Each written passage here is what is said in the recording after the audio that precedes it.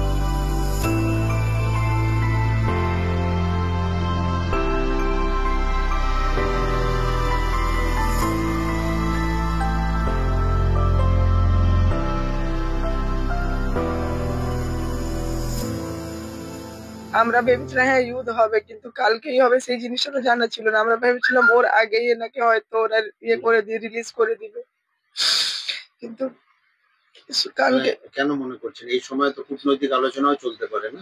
ওইটাই আপনি ভাবুন, ও তো ইন্ডিয়াতে নেই, পাকিস্তানে আছে, আর ওর দেশে এত বড় ইউথ হচ্ছে, ওর তো কন্টিনিউ। তো ওরা আমার এখন পজিটিভ কিছু আমি দেখতে পাচ্ছি না যে কি হবে না হবে।